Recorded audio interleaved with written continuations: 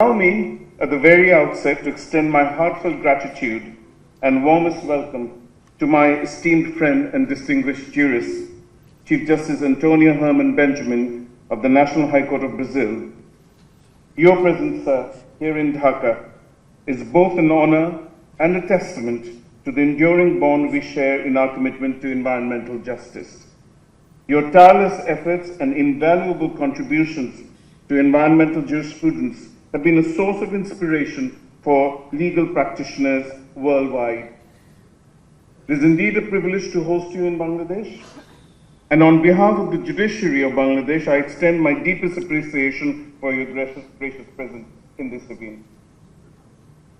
It is with profound appreciation and firm commitment that I stand before you today to deliver upon a matter of unparalleled significance on environmental justice and the solemn duty vested upon us, the custodians of law, in ensuring a sustainable future. We gather here not as mere spectators to the unfolding crisis of environmental degradation, but as sentinels of justice, bearing the weighty responsibility of shaping jurisprudence that serves as the bulwark against ecological ruin. My esteemed friend and distinguished jurist, Chief Justice Antonio Herman Benjamin, has long been a stalwart in the global movement towards environmental justice. Our association, forged in the crucible of judicial discourse, first took root in Brazil, in Fazenda São Bento, in the center of an ancient land of 1.8 billion years old, where 3 days of intense deliberations yielded the statute of the Global Judicial Institute for the Environment.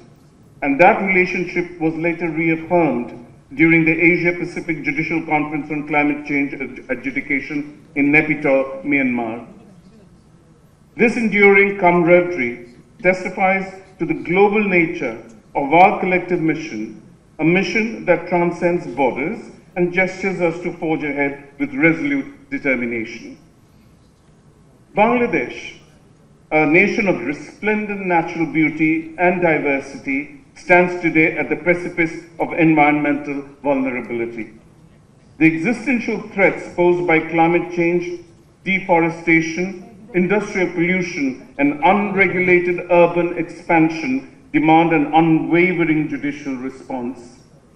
The judiciary of Bangladesh has historically embraced its role as the vanguard of environmental protection, employing public interest litigation, constitutional mandates, and statutory interventions to safeguard the environment.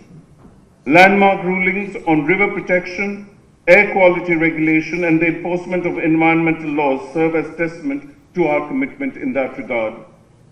Ladies and gentlemen, Justice Antonio is here with regard to the key stakeholders. This initiative is the protection, conservation, restoration, and ecologically sustainable management of forests with a distinct emphasis on native vegetation.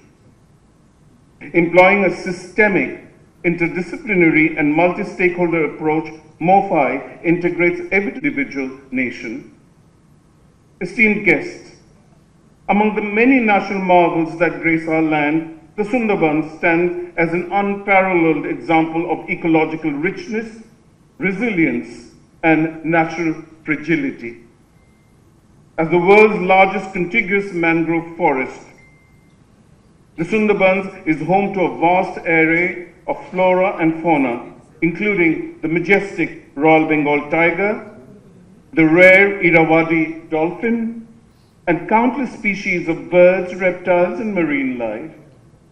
The Sundarbans functions as a natural shield, protecting our coastal communities from the devastation of cyclones and tidal surges, while also playing a crucial role in carbon sequestration and climate regulation.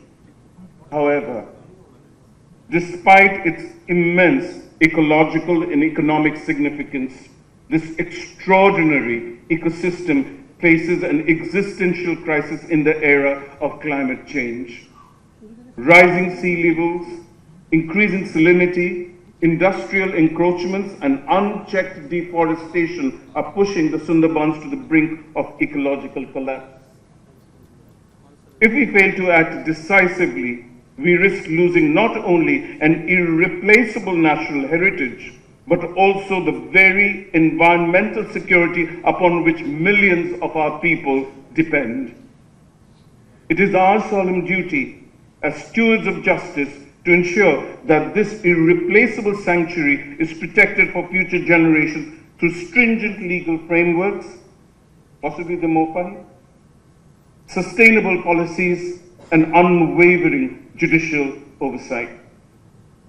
Chief Justice Antonia Herman Benjamin, my friend, you are here at an important juncture in our institutional history. You find us in the midst of a profound and far-reaching transformative endeavor that I take the liberty here to inform you of. When I assumed office as the Chief Justice of Bangladesh on the 11th of August 2024, it was amidst an unequivocal call from the people for a judiciary that is independent, efficient, and transparent. The voices of the citizens seeking justice unblemished by external influence and judicial delays resonated with the urgency of reform. Recognizing the judiciary as the pillar upon which democracy and the rule of law stand, I vowed to prioritize institutional reforms that would restore public confidence and enhance the integrity of our judicial system. Guided by this solemn duty, on 21st September 2024, I declared a roadmap which set forth an agenda on reinforcing institutional autonomy, ensuring merit-based appointments, securing financial and physical security for judges, and streamlining the discipline and removal process to uphold judicial accountability. These reforms were not merely administrative measures, but a pledge to the people of Bangladesh that the judiciary would be a bastion of justice, free, fearless, and steadfast in upholding the constitutional rights of every citizen. Focal to this endeavor at restoring institutional autonomy is the need to address certain debilitating effects of constitutional adventurism in the past. Take, for example, the issue of Article 116 of the Constitution, which in its pristine form has dealt with the control and discipline of subordinate courts and vested that sole authority in the Supreme Court. Article 116 was therefore a fundamental pillar of the original Constitution, designed to uphold the institutional autonomy of the judiciary and safeguard its independence from external influence. However, over time, by the Fourth Amendment to the Constitution, this provision significantly altered its essence, centralizing control in a manner that curtailed judicial autonomy and weakened the separation of powers. This shift in 1975 not only undermined the independence of the judiciary, but also eroded public confidence in the justice system. Recognizing the profound implications of this change, my ongoing reform initiatives are dedicated to reclaiming the institutional autonomy that was originally enshrined in the 1972 Constitution. Through these efforts, I seek to restore the judiciary's integrity, reinforce its impartiality, and ensure that it remains a persistent guardian of justice free from political or administrative interference. With my commitment to judicial reform firmly established, I am now on a reform roadshow, bringing my agenda of transformation directly to the district judiciaries. This initiative aims to bridge the gap between the highest echelons of the judiciary and the grassroots levels, ensuring that our courts remain accessible, transparent, and efficient in their service to the people. I have already managed to cover major divisions across Bangladesh, engaging with judges, court officials, and legal practitioners to assess and address challenges firsthand. Esteemed guests, the pursuit of justice whether in the realm of institutional reform or environmental protection, is not confined to the boundaries of any single jurisdiction. It is a collective responsibility that transcends borders.